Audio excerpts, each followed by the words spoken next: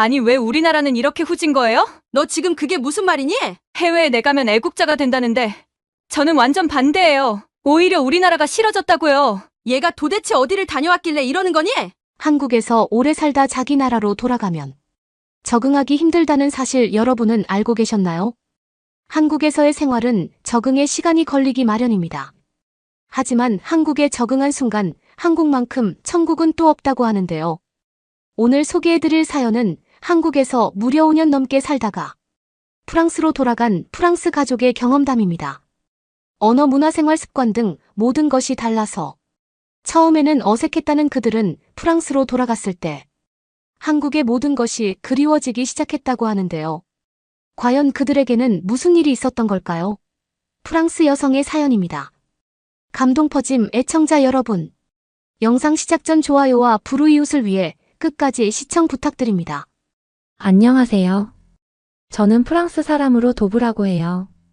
얼마 전 저희 딸 일렌시아가 한국 대학으로 입학해 한 학기를 무사히 마쳤어요. 그 모습을 한국으로 직접 가 확인하고 오니 감회가 남다른 거 있죠. 그래서 우리 일렌시아 자랑을 하고 싶어 이렇게 소식을 전하게 되었습니다. 여기저기 자랑하고 싶은데 주변에 아는 사람이 많지 않더라고요. 한동안 한국에 온 가족이 머물며 지인들과 자연스레 멀어졌거든요. 다시 프랑스로 돌아왔지만 서로 다른 추억을 가지고 있어서 그런지 관심사도 달라지고 예전처럼 가깝게 지내며 자랑을 하긴 어려워진 것 같아요. 그래서 이렇게 많은 사람들이 볼 수 있는 곳에 우리 일렌시아의 추진력을 자랑하고 싶답니다. 우선 일렌시아가 한국 대학을 결정하게 된 데는 남편의 해외 발령이 컸어요. 그때만 하더라도 지금과 다르게 한류 열풍이 세계에 영향을 끼치지 않을 때랍니다. 그런데 남편 회사에서 한국의 가능성을 보고 한국 지사를 내게 되었거든요. 그 적임자로 남편이 추천되면서 저희 집의 고민은 시작되었죠. 사실 한국이 아니라면 해외에서 살며 경험하는 건 아이들에게 상당히 좋은 기회라고 생각했어요. 배울 점이 많고 또 다른 언어를 습득할 수 있는 환경이 제공되니까요. 아무리 국내에서 제2 외국어를 배우려 해도 사용하는 곳이 한계가 있기 마련이잖아요. 그럼 결국 실력도 거기서 거기인 거고요. 하지만 언어적 흡수력 외에도 모든 학습 능력이 빠른 어린 시절에 해외에서 살게 된다면 모국어를 습득하는 것과 유사한 언어 습득을 기대할 수 있다고 해요. 그래서 남편이 해외로 발령받은 자체는 대찬성이었습니다. 하지만 걸림돌이 되는 건 한국이었죠. 그때만 하더라도 분단 국가라는 말 자체도 어렵게 느껴졌어요.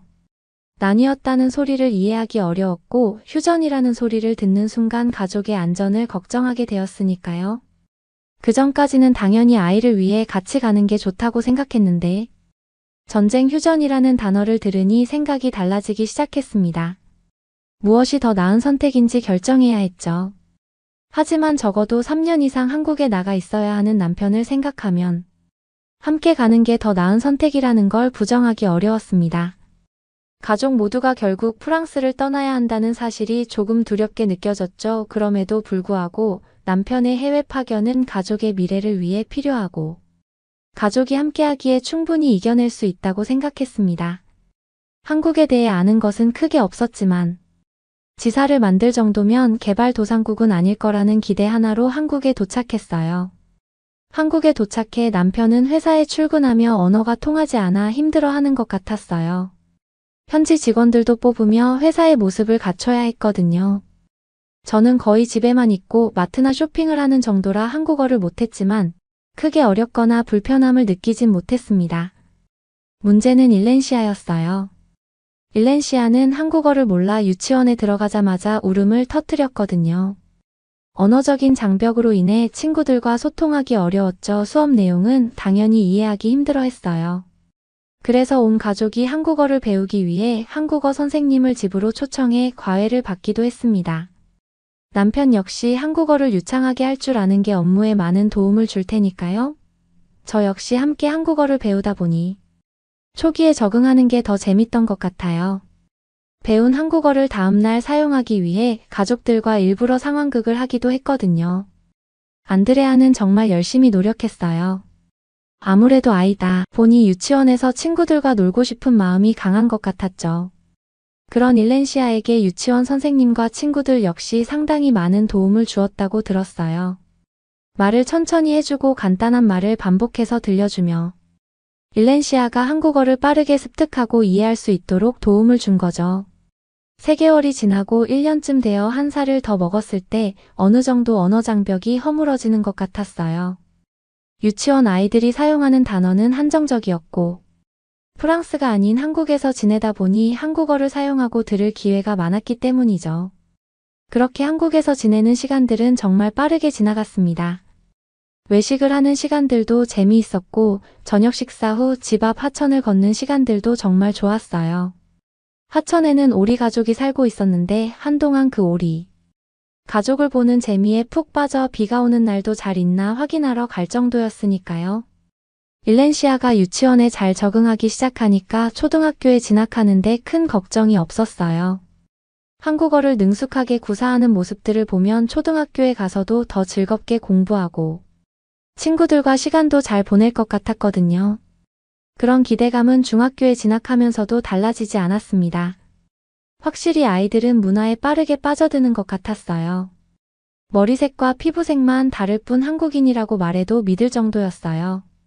한국의 김치를 좋아했고 학교가 끝나면 편의점에서 컵라면을 먹는 게 일상일 정도로 한국 중학생들과 다름없는 일상을 보냈거든요.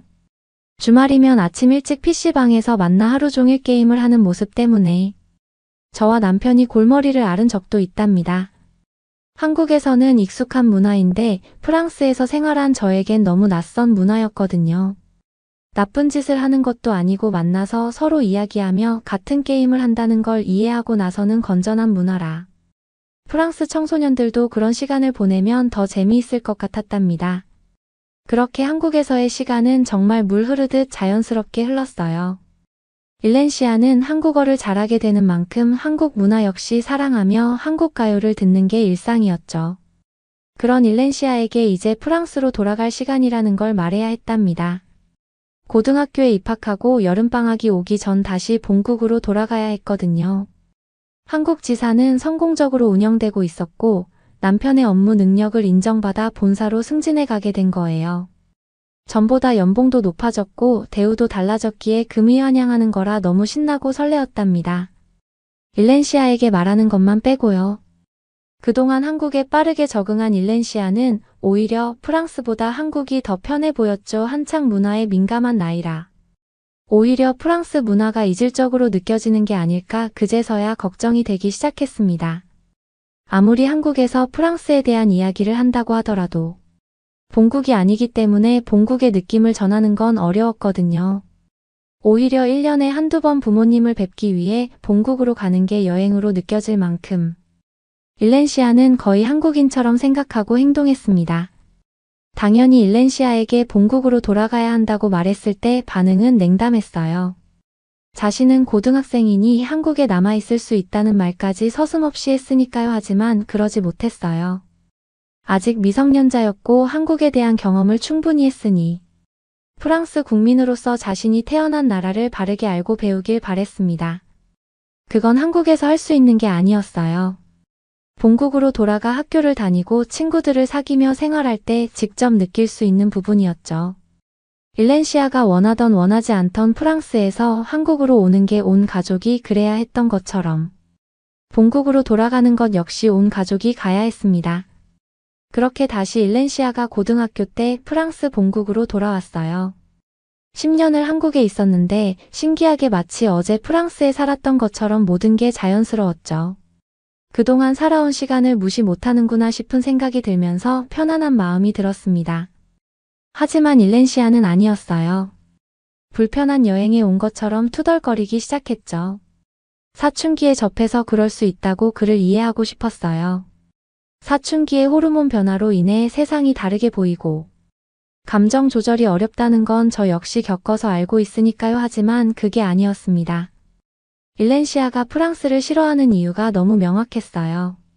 불편하고 안전하지 못하다는 이유였기 때문이죠. 그 말을 차라리 이해하지 못하고 공감하지 못했다면 사춘기 반항이라고 치부하는 게 나을 것 같았습니다.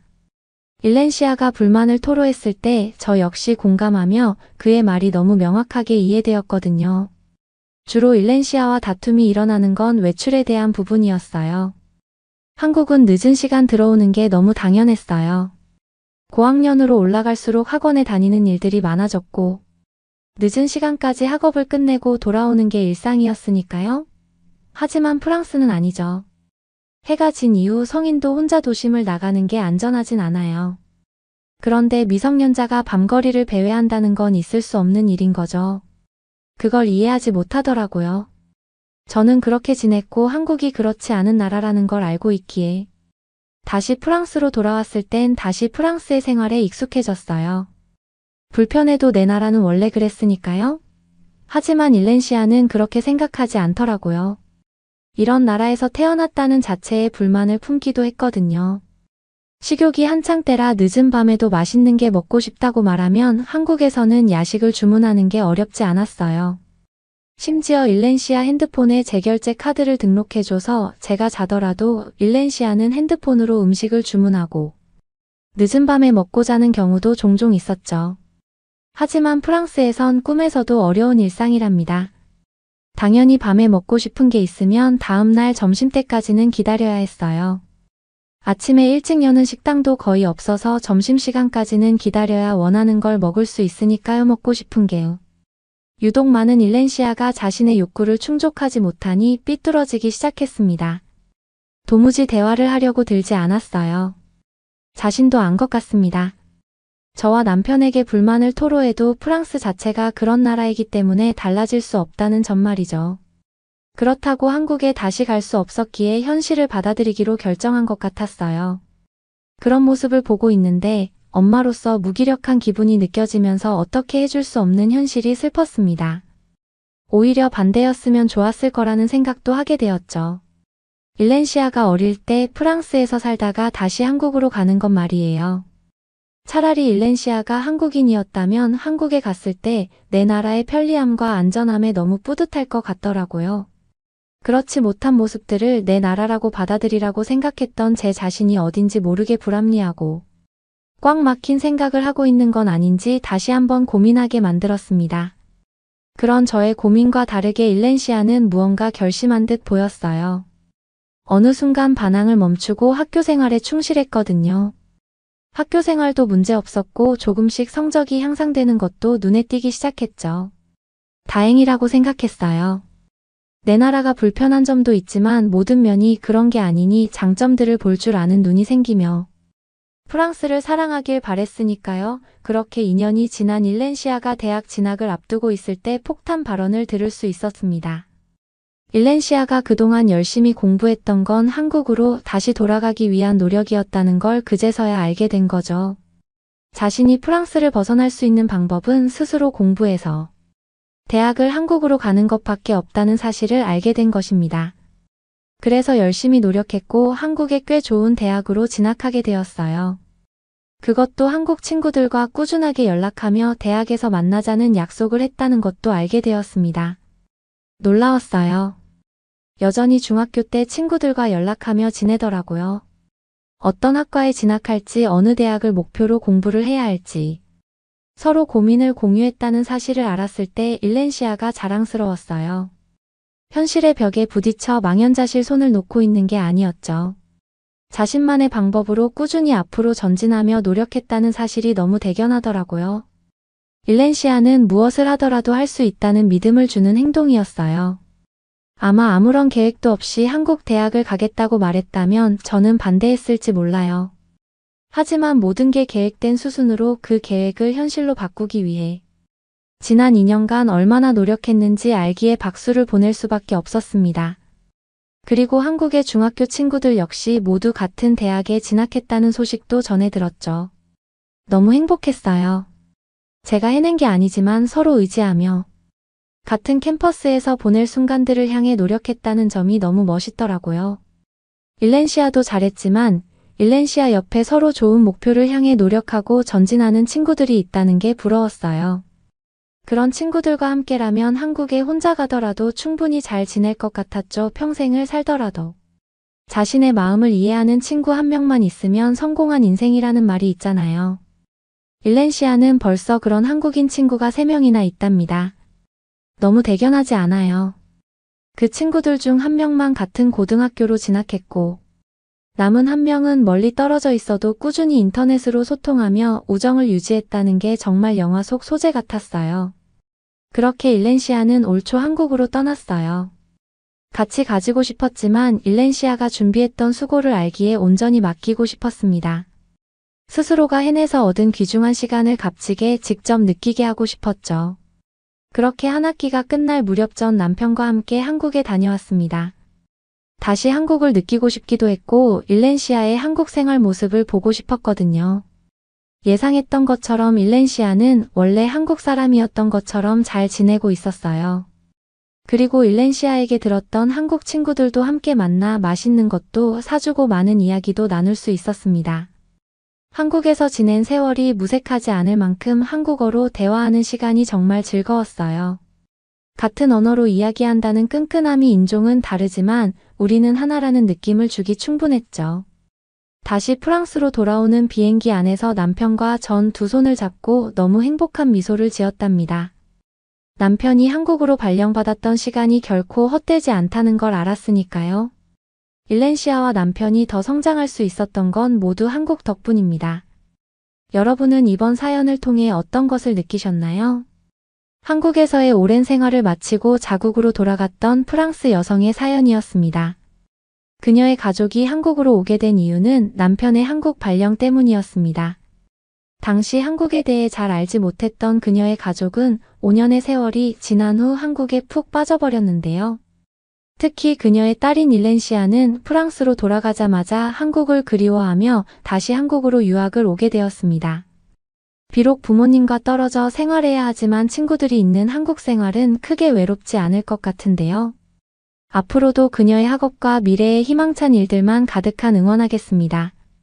구독과 좋아요 부탁드리며 사연자분께 전해드릴 댓글도 남겨주시면 전달해드리겠습니다.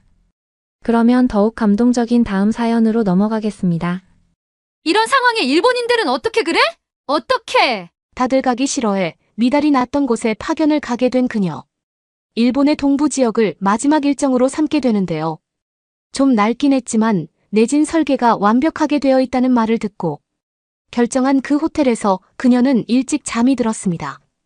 어두운 밤 끼익거리는 소름 끼치는 소리와 함께 그녀는 충격적인 일을 겪게 되었는데요. 평생 트라우마로 남을 일을 겪은 것도 모자라 그녀는 모든 게 끊겨버린 곳에서 혼자만 외국인이라 고립감까지 느끼게 되었다고 하는데요.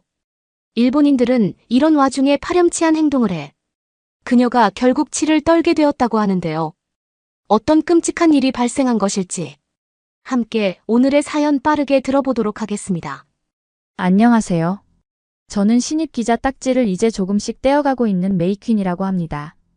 저는 지금 미국 CNN 소속 기자로 일하고 있어요. 쭉 본사에서 근무한 건 아니고 불과 얼마 전까지만 해도 해외 몇 나라의 특파원으로 파견되어 다녀오게 됐어요. 오늘 저는 해외 특파원에 가서 겪은 사고에 대한 경험을 쓰려고 하는데요. 오늘의 이야기는 참을성 없는 분들께서는 듣다가 화가 치밀거나 힘드실 수 있으니 특히 주의하셔야 할 것 같아요. 그러니 이야기를 시작하기 전에 미리 경고 말씀 전하고 이야기를 시작할게요. 저는 올해 25이 되었습니다. 어린 시절부터 저는 다른 이들에게는 대부분 있지만 저는 가지고 있지 않았던 게 딱 하나 있었어요. 그건 바로 겁이었죠. 일명 저는 겁 없는 아이라 불렸어요. 처음 만져보는 어떤 것에 대해서도 낯설어하지 않았고 벌레나 쥐, 뱀같이 많은 사람들이 무서워하는 것들에 대해서도 아무런 감정이 없었죠. 뱀 같은 것도 이론적으로는 위험하다는 걸 알았지만 겁이 난다는 생각은 전혀 들지 않았죠. 저는 어릴 때부터 감정 변화의 폭이 크지 않고 매사에 무덤덤하고 조용한 아이였습니다. 혹시 몰라 병원에 가서 뇌사진도 찍고 여러 검사를 해봤는데 아무런 이상이 없다고 하더라고요. 그냥 이런 성격으로 태어난 거라고 했어요. 저는 다른 형제도 있고 우리 부모님들은 그냥 평범하디 평범한 분들인데 다들 겁도 있고 싫어하는 게 있는데 유독 저만 없다는 건 신기한 일이었어요. 그래서 어릴 적에는 제 꿈이 오죽하면 폐가 체험을 가는 심령술사 같은 직업도 꿈꿨어요. 점점 더 커가면서는 경찰로 변했고 경찰이 되기 위해 준비도 했어요. 하지만 문제가 있었죠. 저는 사람이 사는데 여행이나 경험이 상당히 중요하다고 생각하는 편인데 경찰을 해본 사람들의 후기를 들어보니 솔직히 마음 놓고 해외여행을 다닐 수 있는 직업은 아니라는 걸 알게 됐어요. 여전히 경찰을 하지 못한 것에 대한 아쉬움은 조금 남아있긴 하지만 그래도 그때 경찰을 하지 않았다는 건 잘한 일인 것 같아요. 그래서 저는 경찰에 대한 꿈을 접고 그다른 대체 직업으로 선택하게 된 게 지금의 직업인 기자였어요. 취재를 하며 진실을 파헤치는 건 경찰과 비슷하면서도 겁이 없이 엄청난 용기가 필요한 일일 거라 생각이 들었거든요. 저는 모든 면에서 욕심이 참 많은 성격이었어요. 뭐든지 잘해내고 싶은 마음에 공부도 체육도 주어진 건 최선을 다해 좋은 결과를 냈어요. 부모님에게 칭찬받는 일이 그때는 저에게 가장 큰 성취감이었어요. 저희 아버지는 시의원이었기 때문에 저의 모든 행동을 더 각별히 유의하긴 했어야 하지만요. 저는 사남매에서 막내예요. 형제 사이에 나이 터울이 꽤 많이 나서 제일 큰 언니와는 10살 차이가 나요. 저희 언니는 지역을 대표하는 의료인으로 거듭났고 오빠는 아빠를 따라 나라에서 일하고 셋째는 엄마를 닮아 음악에 뛰어난 재능이 있죠. 사실 저의 모든 형제들이 너무 잘난 덕에 못난 것도 아닌 제가 못나게 느껴졌어요. 기를 쓰고 열심히 해도 결국 칭찬은 제 순서가 되지 못했죠. 칭찬은 늘 저보다 더 잘난 언니 오빠에게 돌아갔어요. 저는 무엇보다 아버지에게 인정받고 싶은 욕구가 들끓었지만 티 내지 않고 꾹 누르며 기자가 되기 위해 최선을 다했습니다. 그렇게 미국에서 가장 아니 전 세계에서도 알아주는 그런 언론사에 입사하게 되었습니다. 아버지에게 잘했다는 칭찬을 받으니 그동안 노력했던 수고가 다 녹는 듯한 기분이었어요. 그렇게 저의 기자 생활이 시작되었습니다. 기대하던 기자가 됐는데 막상 기자나 되어보니까 모든 것이 엉망진창이었어요. 사람들은 모두 다 경쟁자처럼 느끼는 듯했고 서로에 대한 믿음이나 편안함은 전혀 없는 사회였어요. 굉장히 냉혹하고 정말 사회의 쓴맛을 경험하게 해주었어요. 모든 동료들이 다 별로라면 믿으실 수 있으시겠어요? 그런데 정말 그러더군요. 저와 정반대 성격의 입사 동기가 있었는데 그녀는 누구에게나 친절하고 웃어주는 친절한 사람이었어요. 애교도 많은 그녀를 좋아하는 사람들이 많았죠. 그에 반해 애교도 없고 매사에 무덤덤하게 반응하는 저는 찬밥 신세였어요. 다들 저를 별로 좋아하지 않았죠. 가장 힘든 취재가 있으면 가보라고 저를 보내기 시작했고 어려운 일이 생길 마다 가장 선발로 저를 내보내더군요. 당연히 불만이었죠. 어떻게 그럴 수 있는지 하루에도 몇 번씩 따지고 싶은 마음을 억지로 삼켜야 했어요. 괜히 말썽을 일으키면 아버지에게 해가 갈지도 모르니까요. 회사에서는 제가 아버지 딸인 줄은 전혀 모르고 있었어요. 왜냐면 회사에는 저희 아버지가 누구인지 저희 가족들이 누구인지는 알리지 않는 게 좋겠다는 생각했거든요. 우리 가족들의 대부분이 제가 사는 곳에서는 이름만 대면 웬만한 사람들이 알 정도로 나름 유명인사라서 그런 선택을 하는 게 맞다고 믿었죠. 그리고 또 다른 이유로는 회사에서 아버지 때문에 저에게 좋은 기회를 제공하는 게 아니라 제 운명이 이끄는 대로 오롯이 저만의 실력으로 아버지에게 인정받고 싶은 마음이 있었어요. 하지만 사실 아버지가 누구인지 은근 슬쩍 흘릴까 하는 마음이 몇 번씩 들기도 했어요. 사실 아버지가 누구인지 알게 되면 회사의 상사들도 지금처럼 저를 무시하거나 막말하진 않을 것 같았고 단체 생활에도 무조건적으로 도움이 됐을 것 같아요. 아마 그때 이야기했다면 조금 더 편해진 회사 생활을 영위할 수 있었을 거예요. 기자도 결국엔 회사원이고 큰 회사라는 단체에서 살아남아야 기자도 될 수 있는 거니까요. 선배들은 무덤덤한 저를 갈수록 싫어했어요. 그래서 좋은 기획이나 취재에는 잘 안 넣어줬고 취재하기 힘든 것이나 위험한 장소에 나가서 알아봐야 하는 게 있으면 가장 먼저 1순위로는 저를 시켰죠. 힘든 취재들도 많았지만 무시당하고 싶지 않아서 정말 악바리로 버텼습니다. 그러던 어느 날 또 사람들에게 등 떠밀리는 사건이 발생하고 맙니다. 부서를 정하는 거에서 결국 저는 밀려나 문화 콘텐츠 게임 파트를 맡게 되었거든요. 게임을 무시하는 건 전혀 아닙니다. 저는 그저 기사가 되고 싶던 이유 자체가 사회부에서 의심되는 사건을 파고들어 샅샅이 파헤치고 진실을 알리는 멋진 기자의 모습을 꿈꿨거든요. 또 한편으론 아버지에게도 형제들 사이에서도 빛나는 성과를 보여주며 인정받을 수 있지 않을까? 하는 생각도 했죠. 저는 워커홀릭에 가까웠어요. 자신의 생활이 더 중요한 유럽 문화권 사람들과는 다르게 저는 제 시간을 더 할애해서라도 제가 맡은 일을 완벽하게 처리하고 싶어 했죠. 그런 저는 동료들에게는 눈엣 가시였겠죠. 그러던 중 선배 기자가 너 정말 이기적이구나. 너 하나 때문에 우리가 다 안 하는 사람처럼 보이게 만들고 있어라는 이야기를 들었던 그날. 저녁 이후 모두가 더 저를 싫어하는 것처럼 바뀌어 갔어요. 저는 그저 잘하고 싶었던 것뿐인데 저의 모든 면을 다 싫어하는 그 사람들과 지내는 건 정말 고역이었어요. 직장 내 괴롭힘 정도는 아니었지만 정신적으로 따돌림을 당하는 건 생각보다 더 힘들었습니다. 제가 그들한테 특별히 뭘 잘못한 것도 아닌데 동료들의 텃세는 갈수록 심각했어요. 가족들이나 친한 친구에게 이야기를 털어놓고 싶었지만 괜히 더 큰일이 발생하게 될까 꼭 참아야 했는데요. 하루가 다르게 살도 빠지고 회사를 가는 생각만 하면 숨이 막혔어요. 그러던 중 어느 날 회사 공고에 파견직을 뽑는다는 내용을 뒤늦게 보게 되었습니다. 아, 여기서 일을 그냥 그만두면 되지 않냐 생각하실 수도 있겠지만 제가 왜요? 그들 때문에 제 꿈을 포기하고 멈출 수는 없죠. 그냥 그들에게서 잠시 떨어져 저만의 성과를 내는 게 최선이라 생각했어요. 저는 특파원을 신청하기 위해 관련 부서에 찾아가서 아직 지원할 수 있는지 문의했습니다. 지원 마감일이 이틀이나 지나 있었거든요. 그래서 안 될 수도 있겠다 생각을 하고 있었는데 웬일인지 늦게 지원하러 온 저를 반겨주며 아직 갈 수 있다고 엄청난 친절로 저의 신청 절차에 대해 안내해 주셨어요. 저는 그날 그저 운이 좋았다 생각했어요. 하지만 제가 생각했던 것과는 다르게 실제로 사람들이 일본에 특파원을 아무도 신청하지 않아서 그렇게 저를 반긴 거였다는 걸 뒤늦게야 알게 되었죠. 사람들은 일본은 지진이 언제 발생할지 모르는 국가라며 겁나서 못 가겠다고 했거든요. 저는 그런 사람들이 이해가 안 갔어요.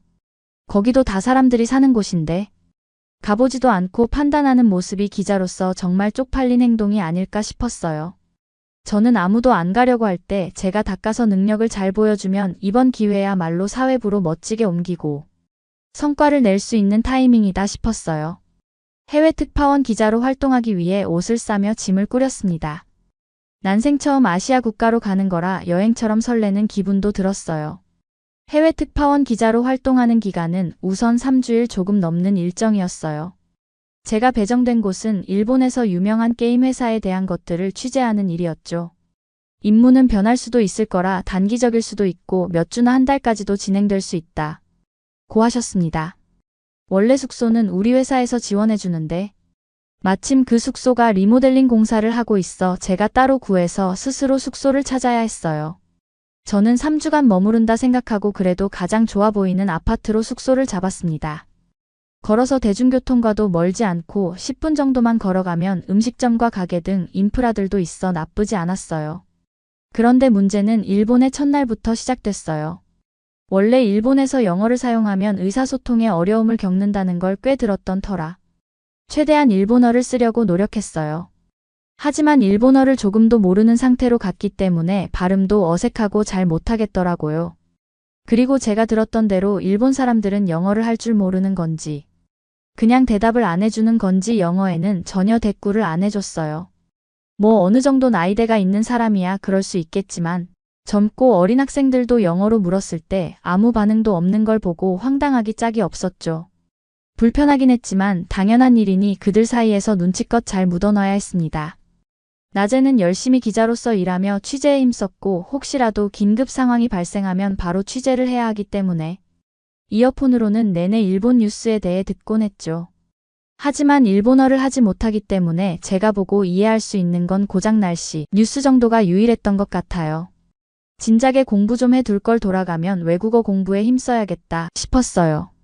일본에서 지내는 동안 일본 생활은 생각보다 나쁘지 않았어요. 미국과 문화나 생활은 조금 달랐지만 사람들도 친절했고 음식도 먹을만했죠. 특히나 좋았던 점은 낮에는 열심히 일하고 저녁이 되면 일본 거리 곳곳을 돌아다닐 수 있었어요. 후기를 찾아봤더니 자칫 잘못해서 길을 잘못 들으면 야쿠자와 엮이거나 나쁜 일에 피해를 입을 수도 있으니 정말 조심하고 웬만해선 너무 늦은 시간에는 나가지 않는 게 좋다고 했어요. 하지만 저는 워낙 호기심이 많은 편이기도 했고 일본 치안도 완벽해서 괜찮았던 것 같아요. 자의로 완벽히 원해서 오게 된 것은 아니지만 최악의 동료들이 있는 본사보다는 훨씬 나은 환경이었어요. 하지만 일본에서 마주치는 관계자들이나 다른 사람들과도 친해지거나 하진 않았죠. 필요한 대화 정도만 나누고. 각자 일만 했으니까요. 일본의 취재진들 중에서는 영어를 잘하는 사람들도 많았는데 발음 때문에 도저히 무슨 말인지 못 알아들을 때도 있어 대화를 하다가 끊어지는 일도 있었어요. 더 큰 문제는 일본 사람들은 분명 웃는 얼굴에 모두가 다정하고 친절했는데 왠지 설명할 수 없는 벽 같은 게 존재하는 것 같았어요. 그 벽을 뚫고 안으로 들어가는 건 영 어려워 보였어요. 그래도 미국에 있는 것보단 나았죠. 참 슬픈 일인 것 같아요. 익숙하지 않은 낯선 사람들에게 그리고 타국에 와서 오히려 고국보다 편안하다고 느낀다는 게 말이에요.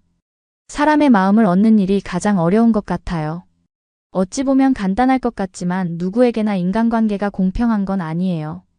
한번 돌아선 마음이나 날이 선 미움은 무고한 사람을 제물로 만들어요. 시간이 갈수록 점점 일본 사람들이 말하는 영어 발음도 더 잘 이해할 수 있게 되고 있던 어느 날이었어요. 저는 취재를 위해 인터뷰를 하러 타 지역으로 가야 했는데요. 조금 먼 거리로 이동해야 했기 때문에 일본 도심을 조금 벗어나 가야 하는 일정을 준비했죠. 아침 일찍 이동한 덕에 인터뷰 장소에 미리 도착해 취재할 소스를 충분히 따내고 숙소에 돌아와 노트북을 켜 내용을 정리했습니다. 워낙 아침 일찍부터 출발해서 그런지 피곤했나 봐요. 저는 그대로 골아떨어지게 됐습니다. 얼마나 지났을까? 어디선가 이상한 낌새가 느껴졌어요. 무슨 소리가 나는 것 같아 그 소음에 피곤해 붙어버린 눈을 겨우 떴죠. 눈을 뜨고 소리에 집중을 해보니 어디서인가 삐걱삐걱 이런 소리가 간헐적으로 들리는 거예요. 저는 방불을 켰어요. 키자 소리가 뚝 끊어져 버렸죠. 뭐야 이거 착각인가? 방 곳곳을 살펴봤지만 소리의 원인으로 보이는 게 없어 너무 피곤해 잘못 들은 것 같은 생각이 들었습니다. 그러곤 피곤하니 다시 잠자리에 들어야겠다 싶어 불을 끄고 침대에 누워 자던 잠을 이어서 청했죠. 그렇게 몇 분 정도가 고요 속 정적의 시간을 보내고 이번엔 아까보다 더 큰 소리로 삐걱삐걱 거리는 소리가 시작했어요. 그런데 소리가 나다가 또 안 나다 하는 겁니다. 그래서 저는 그냥 무시해버리고 자보려 이불을 머리까지 덮었었습니다. 그런데 가만히 듣고 있어 보니 이건 보통 소리가 아니라는 느낌이 들었습니다. 그때 온몸에 소름이 돋는 오싹한 느낌이 들었습니다. 제가 뭔가를 알아챈 거였는데요. 그건 바로 제가 누워있는 침대가 이동했다는 거였죠. 그때 동시에 제가 누워있는 침대는 양옆으로 마구 흔들리기 시작했어요.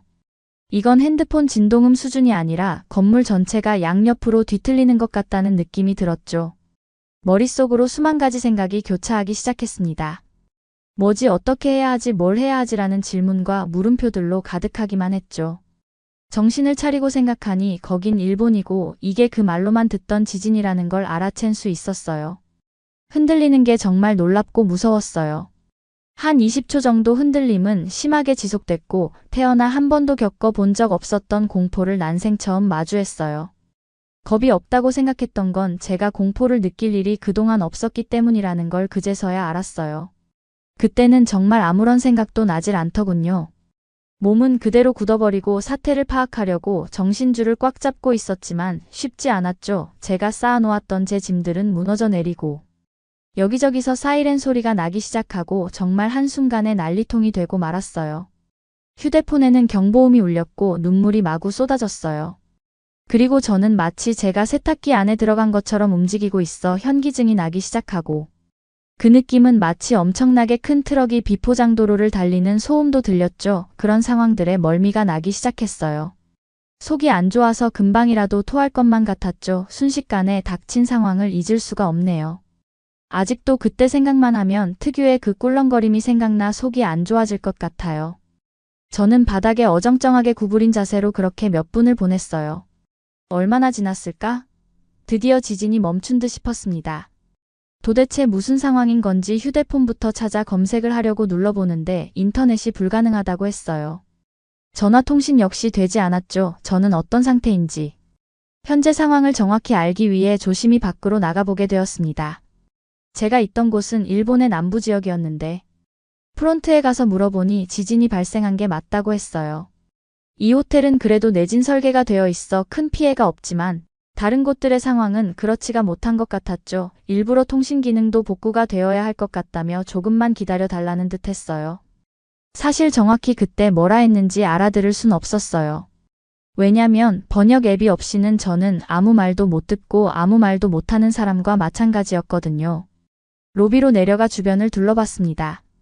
그 로비의 유일한 외국인은 저 하나뿐이었는데요. 워낙 외진 지역이라 더 외국인이 없는 것 같았죠. 누구라도 의사소통이 되는 사람을 만나게 된다면 좋을 텐데 라는 생각을 속으로 했죠. 우선 상황을 좀 살펴보려고 쭉 돌려보는데 로비에 있는 일본 사람들은 저 빼고 다른 사람들은 다른 시간에서 넘어온 사람들처럼 보였어요. 저 빼고 다른 일본 사람들은 방금 지진을 겪은 사람들로 전혀 보이질 않았거든요. 아무리 일본이 지진이 자주 일어난다지만 저렇게 괜찮은 표정들을 보니 저도 모르게 왠지 소름이 끼쳤어요. 사람처럼 느껴지지 않더라고요. 일본에 갔다가 이런 지진을 겪을 확률이 얼마나 될까요? 왜 저에게만 자꾸 이런 상황이 생기는지. 모든 것이 원망스럽기도 하고 다양한 감정이 동시에 샘솟았어요. 더 문제였던 건 복구되는 속도였어요.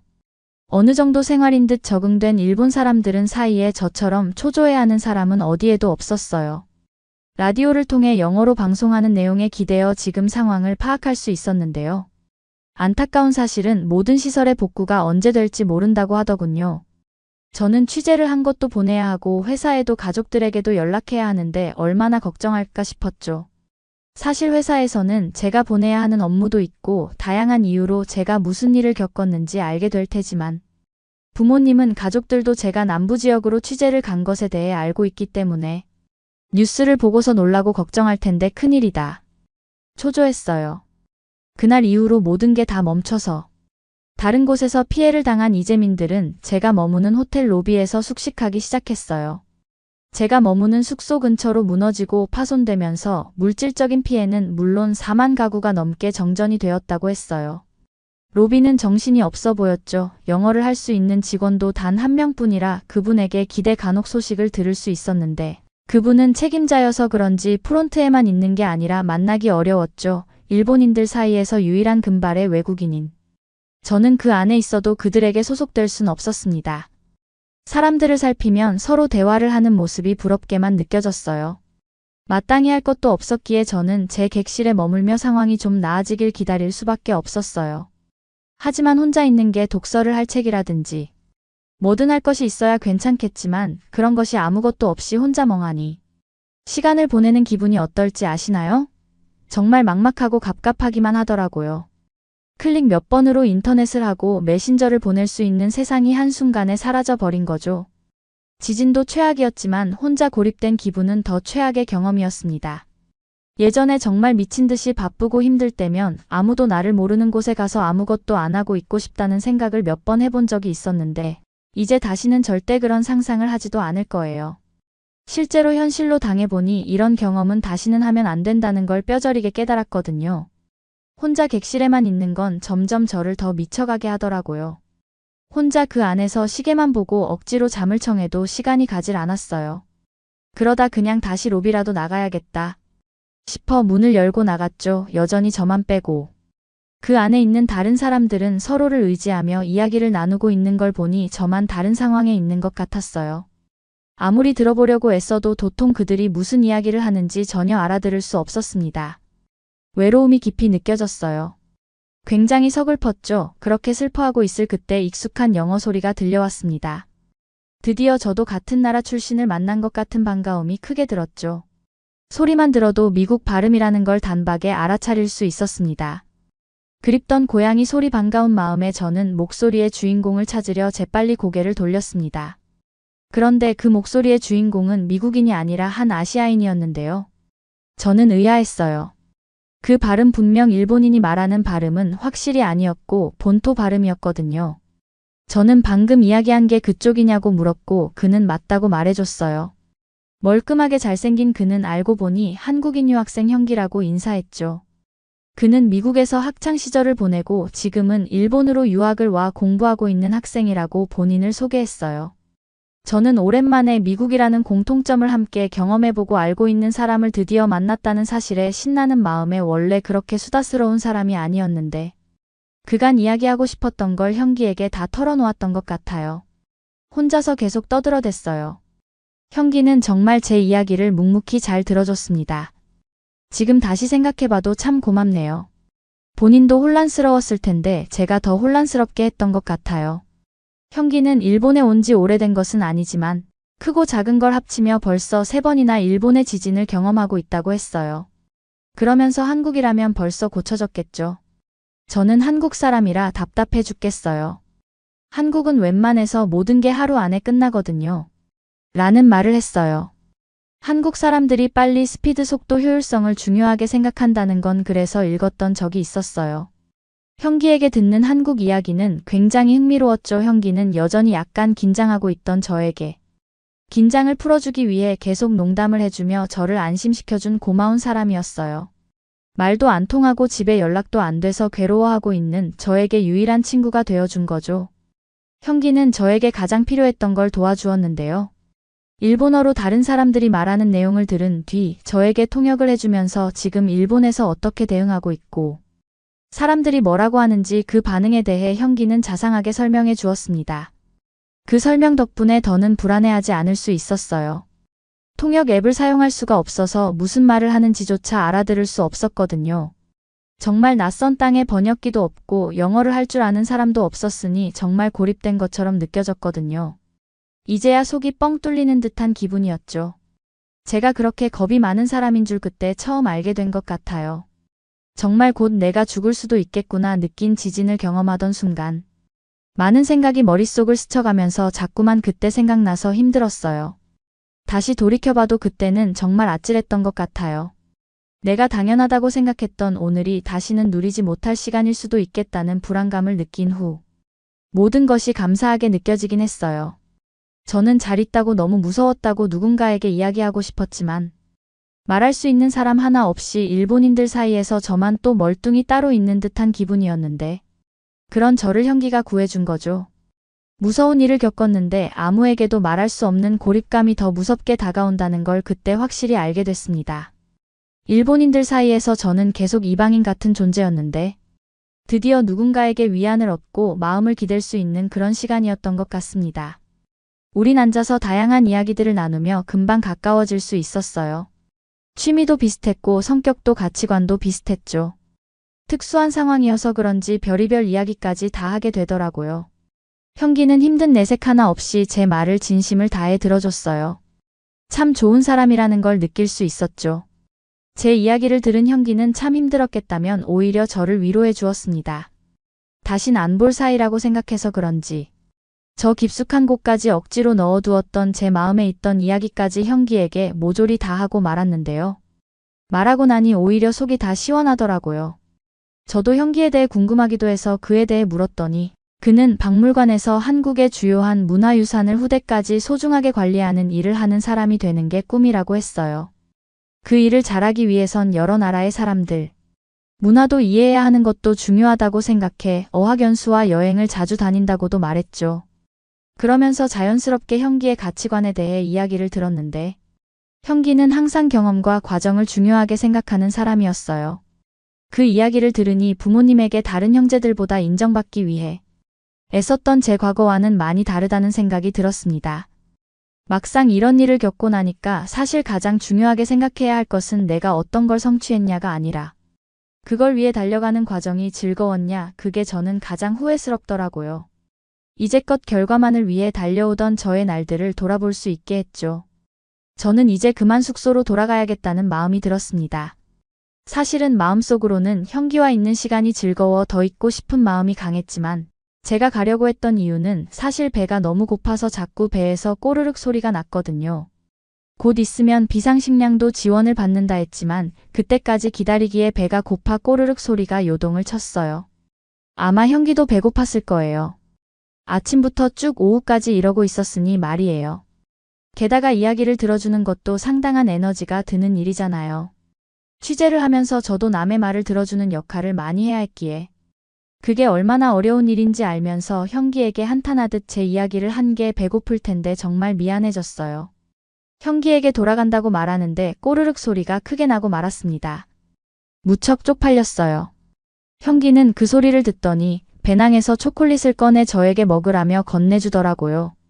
형기도 배고플 텐데 저에게 선뜻 양보해준 그의 행동에 솔직히 정말 감동받았습니다. 저는 현기 먹으라며 돌려주었는데 현기는 괜찮다고 저에게 양보하며 그렇게 초콜릿 하나를 가지고 주고받고 하고 있을 때 문득 부스럭거리는 소리가 났습니다. 저는 순간 수상한 느낌이 들었죠. 그래서 현기에게 잠시만 있으라고 하고 다른 사람들이 뭘 하고 있나 둘러보기 시작했어요. 그러자 다른 일본인들은 다 무언가 먹고 있었어요. 저는 현기에게 일본 국민들에게는 다른 지원이 나와라고 하자 현기는 일본 사람들은 재난 가방을 거의 가지고 있어서 그 안에 아마 식량을 두둑하게 넣어둘 거라 그걸 먹는 거라고 말해 주었어요. 일본 사람들은 생존 가방에서 그들이 챙긴 것을 각자 먹고 있었던 거였습니다. 이런 극한의 상황에서도 저렇게 식량이 많은데 줄 생각도 없는 사람들을 보니 좀 어이가 없더라고요. 현기랑 저는 초콜릿을 나눠 먹기로 하고 하나를 작게 나눠 먹게 되었습니다. 그 어떤 날 먹었던 초콜릿보다 결코 잊을 수 없는 맛이었어요. 현기와 저는 이건 운명 같은 인연이니까 SNS 아이디를 주고받으며 연락을 하고 지내자고 이야기했고 서로 아이디를 휴대폰에 찍어주기로 했는데요. 그때 갑자기 사이렌이랑 알람 소리가 들리면서 통신이 복구됐는지 모든 휴대폰이 터지기 시작했죠. 시끄러운 알람 소리가 로비를 가득 채우기 시작했습니다. 드디어 여길 벗어날 수 있는 희망이 보였어요. 저는 기쁜 마음에 현기에게 말을 걸려는데 현기 표정이 이상했어요. 싹 굳어져서 방금까지 다정하고 자상하게 대화를 나누던 현기가 아니었죠. 현기는 내내 따뜻한 표정으로 제 이야기를 들어주던 사람이었는데 아주 싹 굳어버린 그의 표정을 보니 분명히 이건 무슨 일이 있나 보다 싶었어요. 저는 혹시 이 지진으로 인해 소중한 걸 잃었거나 그런 게 아닐까 해서 조심스럽게 말을 걸었어요. 현기 무슨 일 있어? 현기는 눈까지 빨개지며 저에게 문자 하나를 보여줬습니다. 그 문자는 그냥 일본에서 보낸 재난 대피 문자였는데요. 현기에게 듣고 보니 그 재난 대피 문자 안에 한국의 영토인 독도까지 포함해 대피 경고 알림을 보낸 것이었어요. 현기는 굉장히 화가 나 있었죠. 한국과 일본 간의 독도 소유권 분쟁은 해외에도 잘 알려져 있어서 알고 있었는데요. 자세한 내용을 현기가 말해줬죠. 역사적으로도 한국이 독도를 오랫동안 사용해왔고 어항이나 수산 자원들을 조선시대 때부터 이용했는데 일본은 말도 안 되는 주장을 하면서 본인들의 땅인 것처럼 자국 영토인 경보주의보를 발령할 때 독도를 넣고 있다는 것이었죠. 알게 모르게 뒤에서 이런 식으로 사람들을 선동한다고 했습니다. 그래서 역사를 잘 모르는 사람들이 보거나 외국인이 일본에 왔다가 경보를 보게 되고서는 독도까지 일본 땅이라고 생각하게 된다고 했죠. 게다가 일본은 지진에 대해 예민하기 때문에 경보주의에 대한 뉴스를 보러 사이트에 들어가는데 그때마다 독도가 자기네 땅인 것처럼 쓰여 있는 게 가장 큰 문제라고 했어요. 일부러 일본인들은 그걸 노리고 그렇게 하는 거라고 했죠. 이런 상황에도 일본인들은 어떻게 그래 어떻게 지진이 난 재난 상황에서도 어떻게 저런 생각을 저지를 수 있는지 그들의 이해할 수 없는 파렴치함에 저까지 분노가 치밀었어요. 하긴 아까 그 많은 식료품이 있어도 자신의 입과 배부름만 채웠던 걸 생각해보니 그럴만하다 싶기도 했습니다. 저는 현기를 다시 달래주며 꼭 내가 나중에 바로잡는 기사를 보도하는 사람이 되겠다고 다짐했어요. 다시 고국으로 돌아갈 수 있게 되면서 저는 그립던 부모님과 만나러 미국에 도착할 수 있었어요. 그리고 회사에서 전화를 받게 되었는데요. 정말 깜짝 놀랐습니다. 왜냐하면 저희 아버지가 회사에 전화를 걸어 제가 무사하지 않으면 가만 안 두겠다며 난리가 나셨다는 걸 알게 됐어요. 그러면서 저희 아버지의 존재도 회사에 알려지게 됐고 저에게 막말하며 굴던 동료나 선배들도 괜히 저를 걱정하는 척 가장하며 연락을 해 대더군요. 정말 인간성들이 소름 끼쳤어요. 공항에 부모님이 저를 데리러 와주셨고 부모님을 드디어 만나고 나서야 안도감이 들었습니다. 부모님은 저를 안고 나서야 감사하는 말과 함께 펑펑 우시기 시작했어요. 아버지는 무사하기만 하면 됐다고 저를 꽉 안아주셨습니다. 부모님에게는 저는 그냥 여전히 소중한 자식일 텐데 그동안 저는 왜 그렇게 인정을 받으려고 했던 걸까요? 모든 것이 한순간에 눈 녹듯 사라지는 기분이었습니다. 저는 부모님에게 제가 겪었던 것들과 현기에 대한 고마움을 이야기했죠. 그러자 부모님은 나중에 한국을 갈 때 현기를 만나 꼭 감사 인사를 전하시기로 했죠. 저는 여전히 기자로 활동하면서 사회부로 가려고 하고 있어요. 아마 곧 갈 수 있을 것 같은데요. 사회부로 가게 되면 현기와 약속한 것을 반드시 지켜 진실을 알릴 거예요. 여러분은 어떻게 보셨나요? 응원과 격려의 한마디씩을 댓글로 남겨주시기 바랍니다. 사연자분들에게 전달해드리겠습니다. 실제 사연 제보를 받고 있습니다. 채택되신 분께는 작은 선물도 보내드리고 있습니다. 저희의 사연이 여러분의 하루에 작은 힘이 될 수 있었으면 좋겠습니다. 감동적인 사연을 주변 분들과 이야기 나눠보세요. 더욱더 좋은 영상으로 다시 찾아뵙겠습니다.